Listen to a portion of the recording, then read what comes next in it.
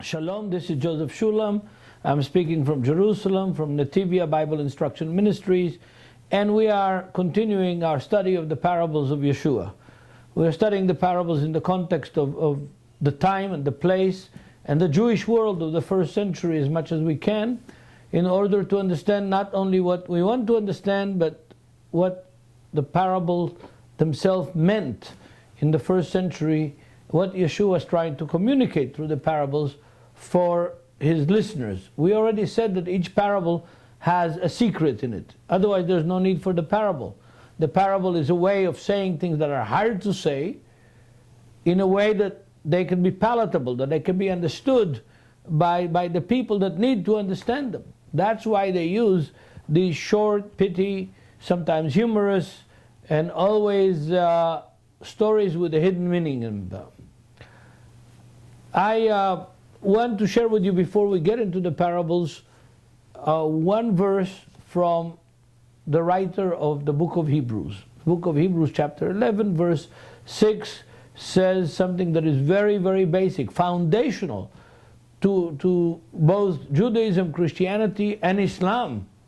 It's foundational to any kind of monotheistic faith. And here it comes, Hebrews chapter 11 verse 6.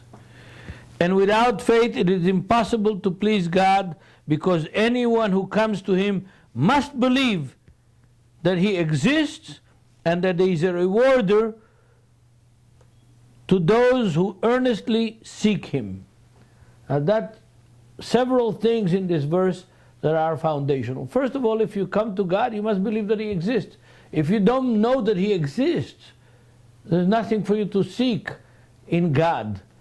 You could worship any idol, but the God who gave us the Bible, and he is the one who sent Yeshua to the world to redeem us, is a God that exists.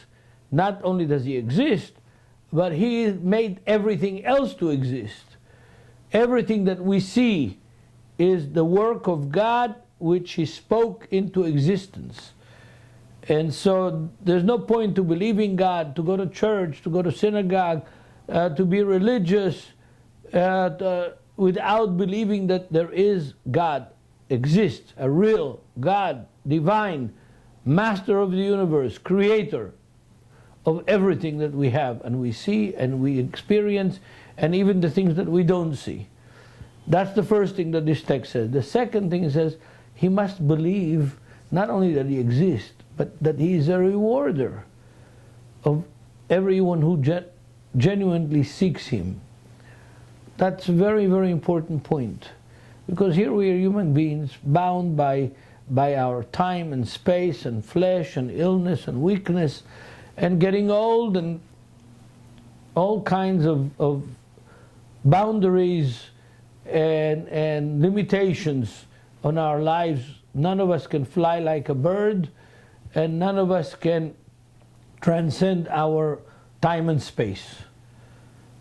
So we must believe that whatever we do, however we live, whatever we think, is all a part of our desire, our need, our conviction that there is a reward for doing good, that there is a reward for being right, for doing God's will. We will be rewarded. When we seek God, we will be rewarded. Even if we're crippled and unable to do much physically, just seeking God with our soul, with our mind, with our life, with our love, it's already enough to be rewarded. This issue is a key issue in the book of Hebrews. And of course, our rabbis dealt with this issue in different ways. And we could bring tons and tons of material, but I'm going to limit myself to one of the first tractates of the Mishnah, which is Pirkei Avot, the sayings of the fathers. And in Pirkei Avot we find several different statements dealing with reward. The first statement that I want to read from you is from chapter 1, from a guy who lived 108 years before Yeshua, before the New Testament.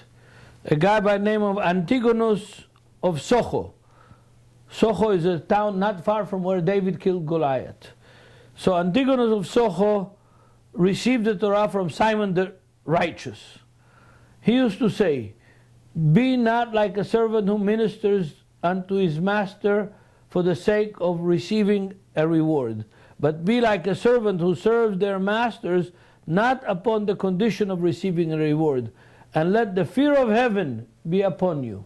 So we have here this statement of Antigonus from Socho, who says, don't serve your master only to receive a reward, but serve your master because that's the right thing to do. And let the fear of heaven guide you to serve. It's interesting that we've had several non-Jewish nurses from Finland in Israel. And these nurses worked in several of the hospitals, and I heard that sometimes when great rabbis got ill, went to the hospital, they asked for these non-Jewish nurses to come and serve them, because they said they're not working for the salary, they're doing it because they're volunteers out of love for Israel. And their service is always much more cordial and gentle and pleasing than those who work only to get a salary. This is true for anything we do, teachers and everything else. If you really work because you love what you do, you'll do a better job. If you only work to get the pay, you will do a less better job, to say it this way. There's another statement that I want to get into before we mention some of the things in the New Testament, also from Mishnah Pirkei Avot, from chapter 2. Read the end of chapter 2 of Mishnah Pirkei Avot. Rabbi Eliezer said, "Be eager to study the Torah. Know what to respond the Apicorus, the heretic. Know before whom you toil, and who is your employer, who shall pay you the reward of your labor." Rabbi Tarfon said, "The day is short, the task is great, the laborers are lazy, the wager is abundant, and the master is urgent." He's in a hurry, in other words. This Rabbi Tarfon is the same Rabbi Tarfon that argued and had a discussion, a dialogue with Justin Martyr. Famous dialogue between Justin Martyr and Trypho. Trypho is this same Rabbi Tarfon that is quoted here in the Mishnah, lived around 150 AD.